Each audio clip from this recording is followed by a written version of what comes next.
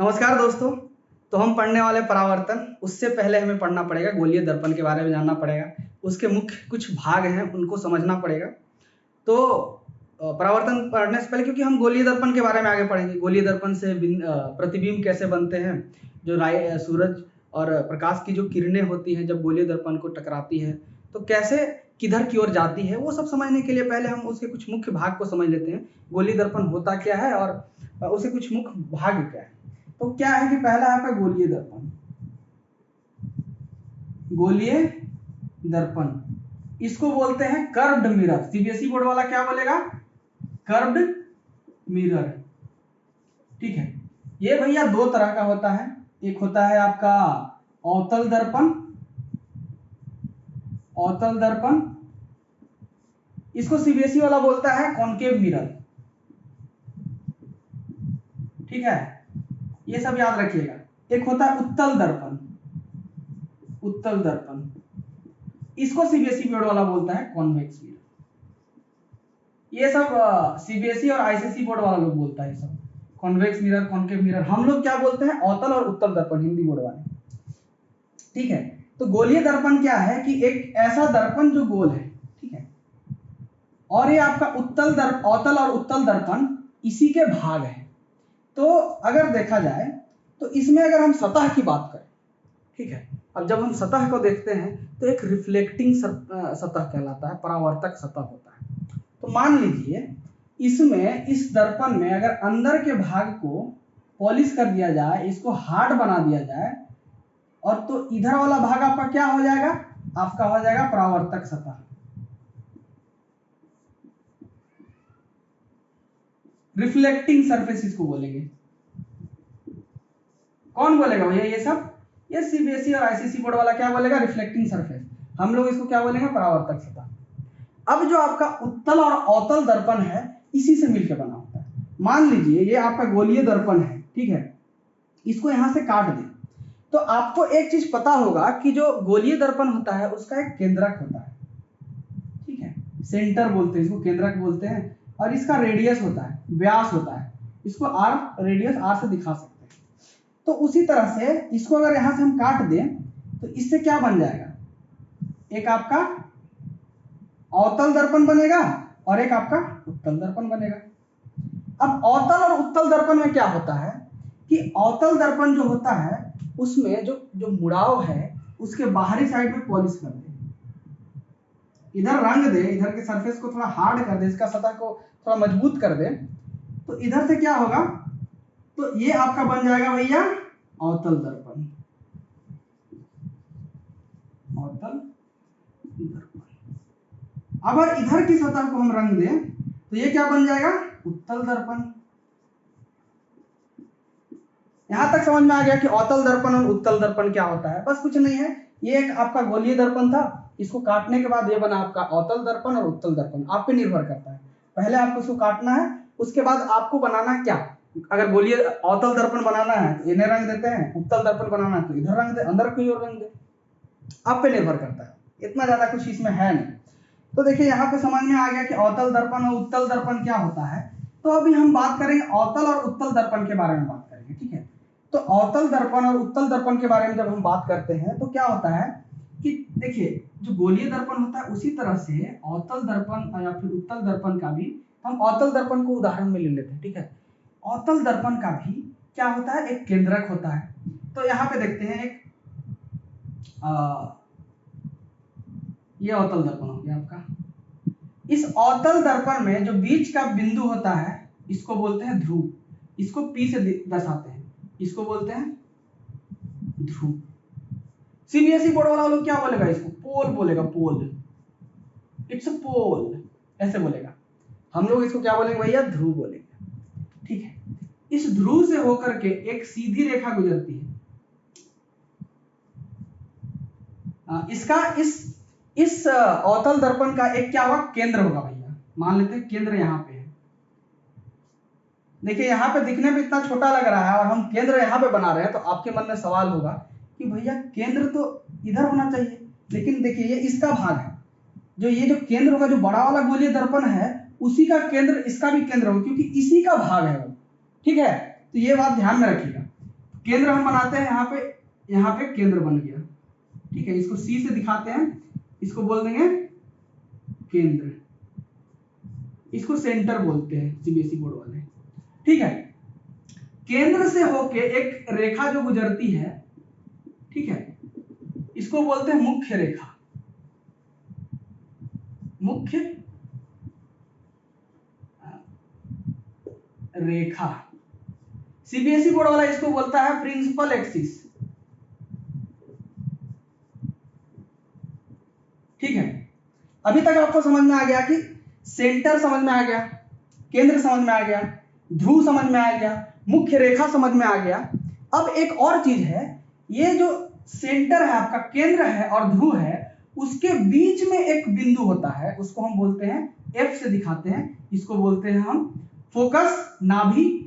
इसको अब भी फोकस बोल सकते हैं या फिर नाभि बोल सकते हैं। तो हम लोग क्या बोलते हैं इसको भैया, इसको बोलते हैं, इसको हम देखिए यहाँ पे लिख दे रहे हैं ना, एफ को हम क्या बोलते हैं, एफ को बोलते हैं हम फोकस। सीबीएसई बोर्ड वाले फोकस बोलेंगे, हम भी फोकस बोल सकते हैं, ठीक है। या फिर इसको नाभि बोलिए, नाभि।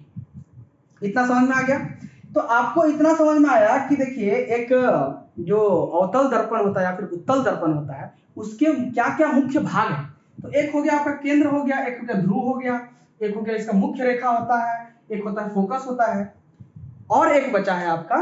तो इसका क्या होता है कि अगर सेंटर से, अगर केंद्र से एक लाइन अगर बनाया जाए किसी भी ये पे, तो वो क्या होगा आपका, रेडियस होता है, ठीक है। तो इसको बोलते हैं हम त्रिज्या। तो ये होता है आपका, इसको हम बोलते हैं कि वक्रता त्रिज्या, त्रिज्या। इसी को बोलते हैं रेडियस ऑफ कर्वेचर।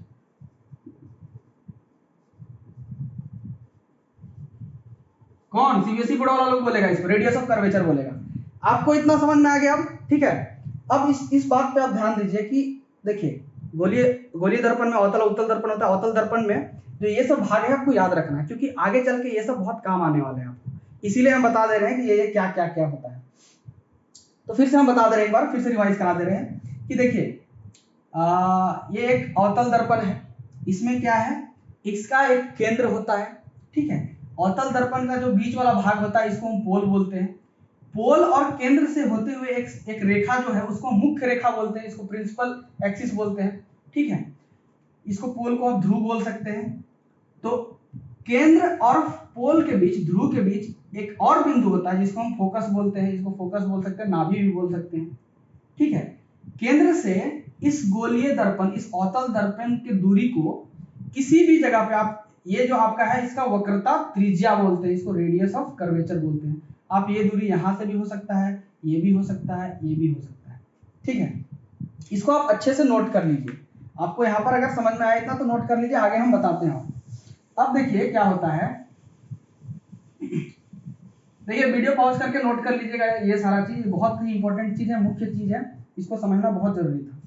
अब देखिए क्या होता है कि हमने अभी तक क्या पढ़ा, ये देख लेते हैं कि आपके पास एक अवतल दर्पण है भैया, ठीक है। इसका एक सेंटर है, आपको केंद्र है, एक इसका ध्रुव है जिसको पी से दिखाते हैं, इससे दोनों से होकर जाने वाले लाइन को क्या बोलते हैं हम, प्रिंसिपल एक्सिस बोलते हैं, मुख्य अक्ष बोलते हैं, और इसको हम बोलते हैं रेडियस ऑफ कर्वेचर। कोई भी लाइन, ये भी रेडियस ऑफ कर्वेचर है, यहाँ से यहाँ तक का दूरी भी रेडियस ऑफ कर्वेचर है।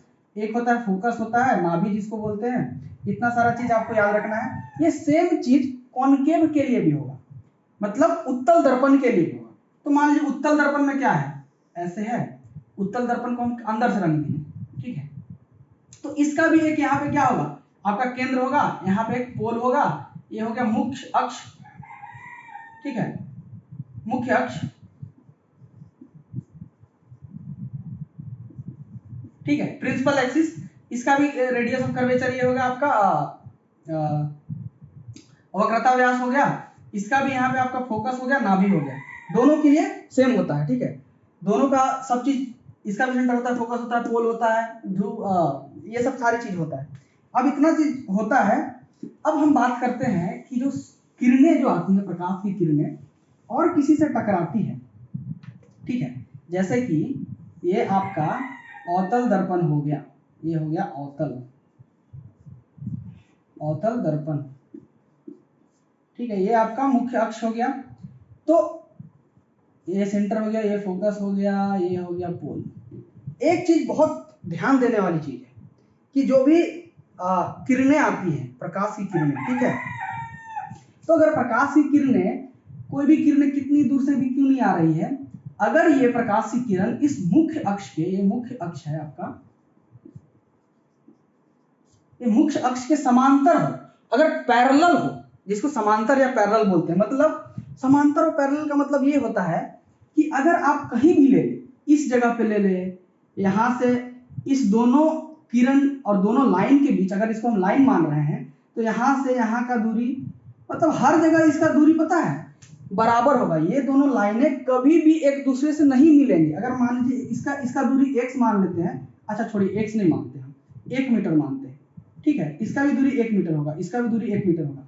कहने का मतलब होगा कि ये दोनों लाइन कभी एक दूसरे से कितना भी आगे ले जाया जाए नहीं मिलने वाला, ऐसे खींचेगा, ठीक है। अब मानना, अब क्या है, 1 मिनट, तो यहाँ पे क्या हो गया आपका, ये आपका अवतल दर्पण हो गया, ये हो गया आपका मुख्य अक्ष सेंटर, ये फोकस हो गया, ये पोल हो गया, ध्रुव हो गया, ठीक है। अगर कोई भी लाइन जो समांतर इसके समांतर हो, तो वो इसमें टकराने के बाद, इस दर्पण में टकराने के बाद हमेशा फोकस से होकर गुजरती है। मान लीजिए कि इधर से किरण आ रही है, ठीक है, प्रकाश की किरण